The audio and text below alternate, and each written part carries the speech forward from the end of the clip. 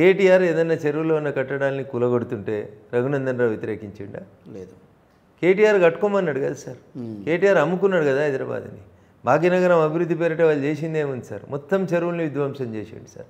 నచ్చిన రియాల్టర్ కంపెనీలకి చెరువుల సుందరీకరణ పేరిట సగం సగం చెరువుల్ని పూడ్చుకుంటేందుకు అనుమతి ఇచ్చుకుంటూ పోయింది కదా సార్ ఆయన. అది ఆ రోజు ఆయన మొదలుపెట్టుంటే ఆ రోజు కూడా అప్రిషియేట్ చేద్దుంటి. లేదా రేవంత్ రెడ్డి మొదలుపెట్టింది కాబట్టి అప్రిషియేట్ చేస్తున్నాను. ఈ రాజకీయ కారణాలను ఎందుకు చూపెడుతున్నారు మీరు? చెరువులు కుంటల్ని పూడ్చేద్దామా? సల్కం చెరువులో అసదుద్దీన్ ఓవైసీ అయినటువంటి బారిస్టర్ చదువుకున్న ఆయన చెరువు మధ్యలో కాలేజీ కట్టిండు. Do you appreciate it? No. అది ఉండాలని కోరుకుంటారా? లేదు. దానికి ఇదో విద్యా సంస్థ, దీంట్లో 4000 మంది విద్యార్థులు ఉన్నారు. లేకపోతే మేము ముస్లిం మైనార్టీలం కాబట్టి కూలగొడుతున్నారు. చర్యలు లేవుగా, వాళ్ళ మీద ఎటువంటి చర్యలు లేవుగా ఇప్పటివరకు. తీసుకోవాలని కోరుకుంటున్నాం అన్న. తీసుకోకపోతే రేపు ఇదే రేవంత్ రెడ్డిని అదే రంగనాథ్ని ఎట్లా పడితే అట్లా మాట్లాడతాం, ఎట్లా పడితే అట్లా ప్రజల ముందు దోషిగా నిలబెడతాం. అప్పుడు ఎందుకు సపోర్ట్ చేస్తాం? మంచిని మంచి అనాలే, చెడుని చెడు అనాలే అనే విచక్షణ కలిగినటువంటి వ్యక్తిని నేను. కాంగ్రెస్ పార్టీ ఎంఐఎంకున్న అనుబంధాన్ని ఇలాంటి సిచ్యువేషన్స్ చాలా గట్టిగా వ్యతిరేకిస్తాయి. మీరు చూస్తారు కదా, తల్కచెరువులో ఉన్న ఫతిమా కాలేజీ కూడా కూలిపోతుంది. దాన్ని ఎవరు ఆపలేరు.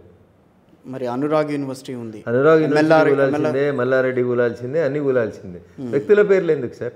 నేను వ్యవస్థ గురించి మాట్లాడుతా ఉన్నా, వ్యవస్థలో జరిగినటువంటి ఇబ్బందుల గురించి మాట్లాడుతూ ఉన్నా. ఒక ఇష్యూ పొరపాటు జరిగింది, దాన్ని సరిదిద్దుకుంటేందుకు ఎవరో ఒకరు యాక్షన్ మొదలుపెట్టిర్రు. మంచి జరగాలని కోరుకుందాం. ఆ మంచి వెనకాల ఏమైనా దుర్గతి ఆగిపోతుందా, లేకపోతే కూలగొట్టడం అనేది గత 4-5 రోజులుగా ఏమీ లేదు పెద్దగా చూస్తే. పల్లంరాజు కూలగొట్టలేదా? రాజేందర్ నగర్లో 40 ఎకరాలు ఉన్న చెరువు 8 ఎకరాలు అయితే కూలగొట్టలేదా? అంటే ఏం కోరుకుంటారు మీరు? ఒకటే రోజు మొత్తం అన్ని కూలగొట్టేసి అయిపోతుంది అనుకుంటారా? ఎక్కడుంటుంది సార్ వ్యవస్థ నిర్మాణం?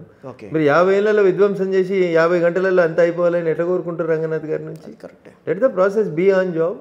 ఆయన డ్యూటీ ఆయన చేయని, ఎందుకంత టెన్షన్ పడుతున్నారు? కట్టేదానికి 20 ఏళ్ళు పడితే కూలగొట్టేందుకు 20 రోజులైనా పడుతుంది. ఒకటి అండి, కూల్చడం అంత ఈజీనా? కట్టేసిన తర్వాత ఇంత ఎస్టాబ్లిష్మెంట్ అంతా వచ్చిన తర్వాత ఏమైంది? ఇప్పుడు కన్వెన్షన్ కలిసి ఏమైంది? భూకంపం వచ్చిందా? నేను కొంపలు అంటుకునే ఏం నష్టం వచ్చింది? రాజేంద్ర నగర్లో చెరువు కబ్జా చేస్తే షెడ్లు కూల్చేసారు. ఎవరు కొంపలు అంటుకుపోయినాయి? లక్షలు కిరాయిలు తీసుకుంటున్నానికి నష్టమైంది. చెరువు ఏంది? మీ తాత జాగిరా? మీరు ఏమైనా కట్టిరా చెరువు? కట్టని నీకు కూలగొట్టే అధికారం లేకపోతే పూడ్చే అధికారం ఎవడిచ్చిండు? అందుకనే ప్రకృతికి ప్రకోపం వస్తుంది. వాయనాడు వచ్చింది, ఉత్తరాఖండ్ వచ్చింది, కేదార్నాథ్ వచ్చింది, 2020లో హైదరాబాద్ మునిగిపోయింది.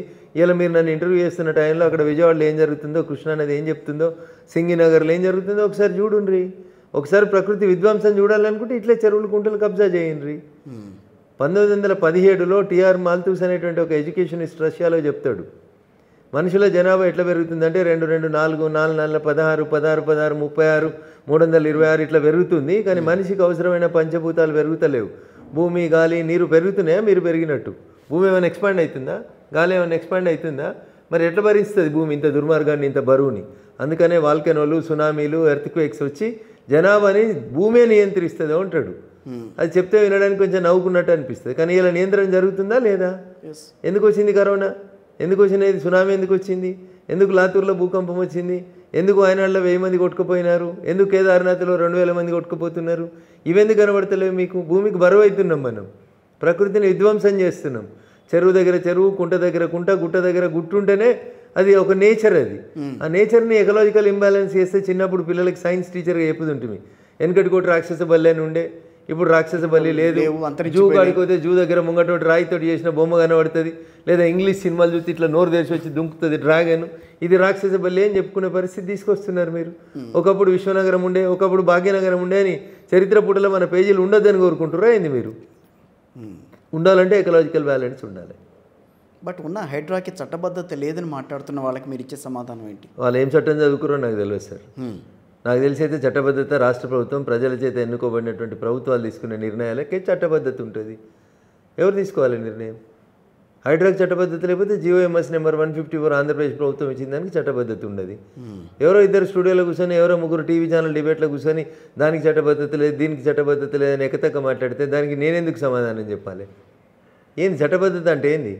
ప్రజల చేత, ప్రజల కొరకు, ప్రజలు ఎన్నుకున్న ప్రభుత్వం ఒక జీవో తీసుకొస్తే దానికి చట్టబద్ధత లేకపోతే టీవీ ఛానల్లో కూర్చొని మాట్లాడినోడికి చట్టబద్ధత. కానీ 111 జీవోని తీసుకొచ్చి మళ్ళీ వెళ్ళిపోతూ బీఆర్ఎస్ గవర్నమెంట్ దిగిపోతున్నప్పుడు ఆ టైంలో కొంత దాని మీద సడలింపు అనేది కావాలని చెప్పి గట్టిగా మాట్లాడారు. మరి అలాంటిదే రేపు రాబోయే రోజుల్లో వచ్చే అవకాశం ఉండదా? ప్రజా ప్రయోజనం ఉన్నటువంటి అంశాల మీద విస్తృత స్థాయిలో చర్చ జరగాల్సిన చోట దురదృష్టకరం ఏంటంటే వ్యక్తుల అభిప్రాయాలే ప్రివేల్ అవుతున్నాయి తప్ప ప్రజా సమస్యలు ప్రివేల్ కాకపోవడం అనేది బాధాకరమైనటువంటి విషయం. ఇది నరేంద్ర మోడీ గారి ప్రభుత్వం తీసుకొచ్చింది. కాబట్టి ఇటు దిక్కున్న వాళ్ళంతా ఎస్ అనాలి, ఇటు దిక్కున్న వాళ్ళంతా నో అనాలి. ఇందులో మంచి ఏంది అనేది ఎవరు ఆలోచించారు. ఎస్ కరెక్టే. ఇంత దుర్మార్గంగా ప్రజాస్వామ్యాన్ని దిగజారుస్తుంటే ప్రతిపక్షాల గురించి ఒకసారి ఆలోచించుకోవాల్సిన అవసరం ఉంటుంది ప్రజలు కూడా.